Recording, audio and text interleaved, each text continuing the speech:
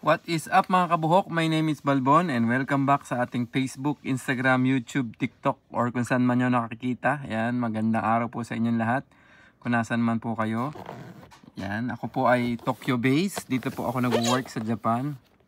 So lahat po ng mga nakikita nyo ay manggagaling dito. Tapos papadala natin ng Pilipinas. So yan, ang ating pong guest for this unboxing ay isang Arai na Honda helmet. So I'm very excited po kasi first time kong makakapag-open ito. Ito po yung Tour Cross 5 na dual sport helmet ng Arai pero in the tune of Honda. Yan, salamat po sa bumili nito, boss. Nung una naming pag-uusap, akala ko it will take time kasi parang ang sabi doon nasa mga 2 months pa daw ako mag-aantay. Pero biglang dumating after 2 days. Kaya yan, nagkagulatan po kami. Unbox natin. Yan. Ayan. So, meron siya mga kasama mga karton para hindi masyadong gumalaw yung helmet. Meron tayo ditong manual. At ang kasama lang niya ay lubricant. So yun, may mga helmet naman na collaboration.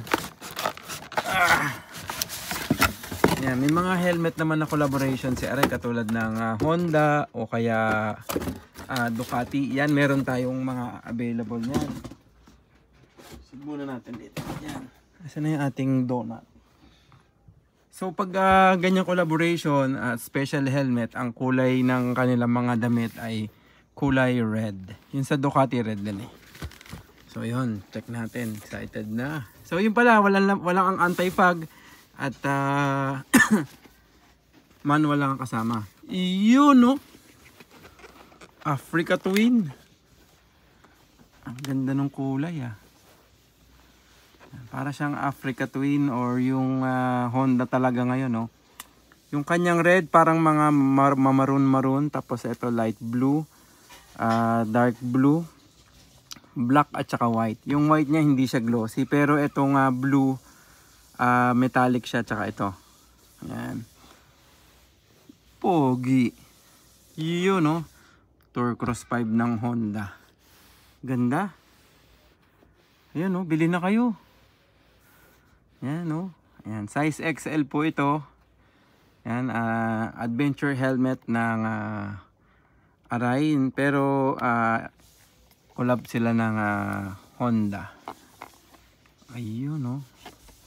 So yan ang ating helmet. Ito po ay yung Tour Cross 5. Ito po yung dual sport ng Arai. Pwede nyo pong tanggalin yung pick nya at magamit nyo siya as a street helmet. Tatanggalin nyo lang po tong part na to, isang tornilyo para makabit nyo ulit siya. Upgrade po ito from previous model kasi yung nakaraang model 4 na tornilyo, tapos lalagyan mo pa siya ng cover para magamit mo siya ng walang tuka. Pero etong Tour Cross 5 wala na siyang kailangan na idagdag pa. Tapos ito pala yung bagong pauso ni Arai na naka-embotion logo pero hindi lang siya basta logo kundi intake din siya. Meron ditong papasok na mga hangin papasok sa loob. Tapos yan meron din siyang top intake isa. Tapos yan, yung spoiler niya medyo nung nakaraan kasi hindi ganun yung spoiler eh. Pero ngayon parang nilagyan na nila para sa aerodynamics. Ayan, nasasarado po yung spoiler sa likod. Ayan yung exhaust. Meron din siya dito ng dalawang exhaust. Ano pa ba? Ito, na-adjust to kung kailangan yung medyo mag-ano ng hangin, magbawas ng kung may sumisipol o ano para maging tagun-tago yung sa may chin part nyo yan. Pwede. Tapos itong harapan na vents. Yan. Maganda yung pagkakagawa ni Arai dyan kasi may dalawang way para magamit siya. Pag nakabukas, hindi lang siya diretso sa bibig. Kung hindi, meron siya ditong parang on-off. Ayan, may parang on-off siya dito. So, pwedeng sa bibig diretso or pag sinarado mo, dito papasok yung hangin para hindi siya mag-moist. Ayan, tinanggal na rin yung bro vent ngayon. At yung anti-fog nito ay papin na rin siya.